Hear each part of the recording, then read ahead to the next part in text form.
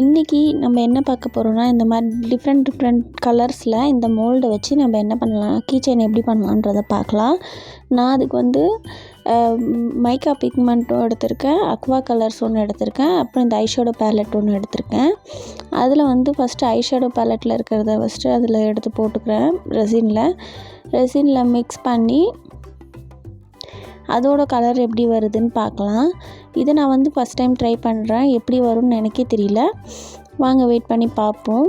First நான் அதில் இருக்க கிளிட்டர்ஸ் ஒன்று எடுத்து இந்த மாதிரி இதில் போர் பண்ணிக்கிறேன். இந்த மோல்டில் இந்த மாதிரி கலர்ஸ் எல்லாம் நம்ம யூஸ் பண்ணி பார்க்கலாம். வீட்டில் செய்கிறதா இருந்தால். நான் இந்த ஐஷேடோ பேலட் வாங்கி வச்சு ரொம்ப நாள் ஆச்சு, இது யூஸ் பண்ணவே இல்லை நான், அதனால் இதை யூஸ் பண்ணிக்கிறேன். இது வந்து மேக்கப்பில் வர அந்த ஐஷேடோ ஷிம்மர். இந்த ஷிம்மர் வந்து எப்படி வருதுன்னு பார்க்கலாம். இதை ஒரு மைக்கான்னு சொல்லுவாங்க. இதில் வந்து ரெசின் மிக்ஸ் பண்ணி பார்த்தா செம்ம க்ளோவிங்காக இருந்துச்சு, சூப்பர் ஃபினிஷிங்காக இருந்துச்சு. நான் கொஞ்சம் அதிகமாகவே சேர்த்துட்டேன் போல், நிறைய பிக்மெண்ட்டாக இருந்துச்சு. அடுத்து வந்து அதை ஒரு மோல்டில் சேர்த்துக்கிறேன். அது எப்படி வருதுன்றதும் நான் டிமோல்ட் பண்ணி காட்டுறேன். காஞ்ச உடனேயும் எப்பயுமே ரெசின் வந்து 12 hours காய விடணும். 12 hours அப்புறம் தான் நம்ம டிமோல்ட் பண்ணுறதா இருந்தாலும் எது பண்ணுறதுனாலும் பண்ணணும்.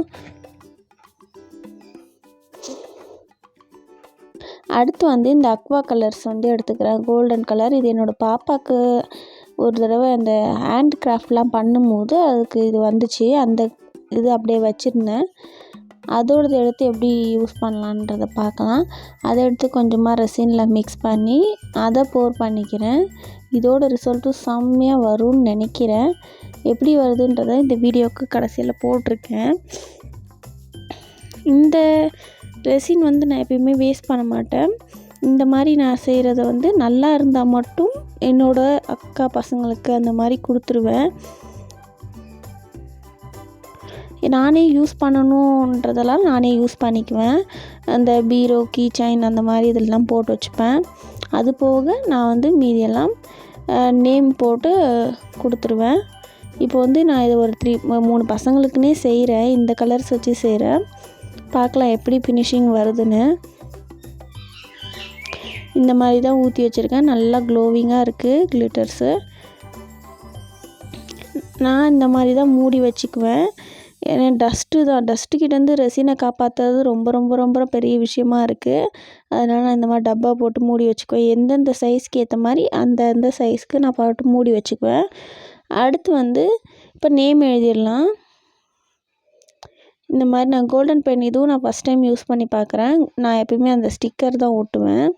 இப்போ வந்து இந்த மாதிரி யூஸ் பண்ணி பார்க்குறேன். ரொம்பவே சூப்பராக வந்துருந்துச்சு.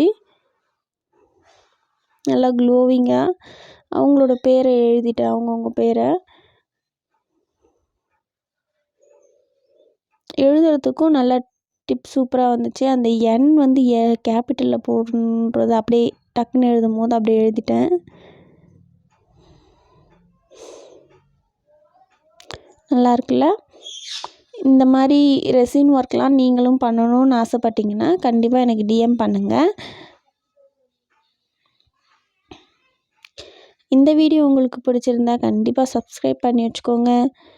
பெல் ஐக்கானும் ஆன் பண்ணி வச்சுக்கோங்க. அப்போ தான் நான் போடுற வீடியோஸ் எல்லாமே உடனுக்குடன் வரும்.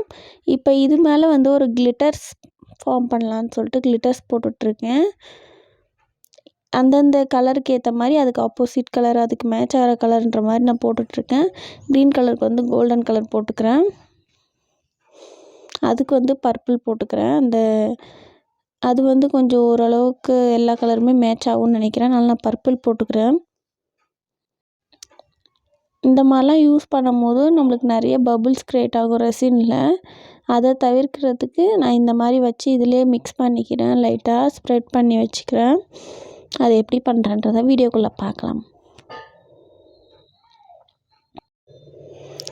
வந்து ரெசின் வந்து லைட்டாக ஒரு 1 ட்ராப் எடுத்து மிக்ஸ் பண்ணிக்கிறேன்.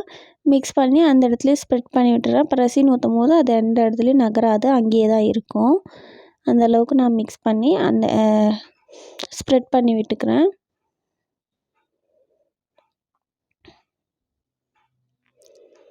நல்லா ஸ்ப்ரெட் பண்ணதும் ரெசின் போர் பண்ணிக்கலாம். இப்போ எல்லாத்துக்கும் அதே மாதிரி பண்ணிடுறேன். இப்போ பாருங்கள், இந்த கலர்ஸு எந்த அளவுக்கு நல்லா வந்திருக்கு. நீங்கள் வீட்டில் பண்ணுறதா இருந்தாலும் இந்த மாதிரி கலர்ஸ் வச்சே நீங்கள் ட்ரை பண்ணலாம். உங்களுக்கு இதுவே நல்லா வருது. எனக்கு எந்த ஒரு பொரியாக அந்த மாதிரிலாம் எந்த ஒரு ஃபினிஷிங்குமே இல்லை, நல்லாவே இருந்துச்சு. அதனால தான் சொல்கிறேன்.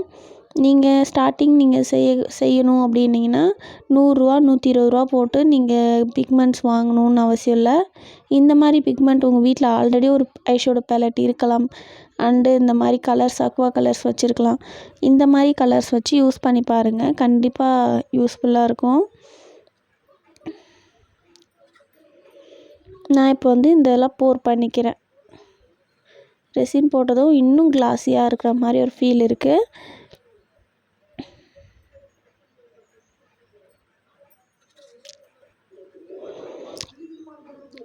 அதுக்கப்புறம் நல்லா போர் பண்ணி இதை ஒரு 12 hours காய வச்சு எடுத்துக்கிறேன். அதே மாதிரி 12 hours காய்ஞ்சோடனே இன்னும் நல்லா க்ளோவாகிடுச்சு பார்த்தீங்களா. இப்போ இதை டிமோல்ட் பண்ணிக்கலாம். டிமோல்ட் பண்ணக்குள்ளே ரொம்ப அழகாக இருந்துச்சு இந்த இது நான் இந்த கலர்ஸில் தான் பண்ணேன்றது தெரியாத அளவுக்கு சூப்பராக வந்துருந்துச்சு. இது பாருங்கள் எவ்வளோ ஷைனிங்காக எவ்வளோ சூப்பராக இருக்குன்னு. ஆனால் நம்ம ரெசின் போர் பண்ணிட்ட பிறகு கொஞ்சம் அந்த உள்ளே எழுதியிருக்கிறது கொஞ்சம் கம்மியாக தெரிகிற மாதிரி இருந்துச்சு.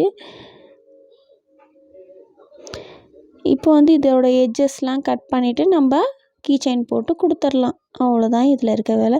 இது எவ்வளோ அழகாக வந்திருக்குன்னு பாருங்கள், சூப்பராக வந்திருக்குல்ல. இந்த வீடியோ உங்களுக்கு பிடிச்சிருந்தா லைக் பண்ணிக்கோங்க, ஷேர் பண்ணிக்கோங்க, சப்ஸ்கிரைப் பண்ணிக்கோங்க.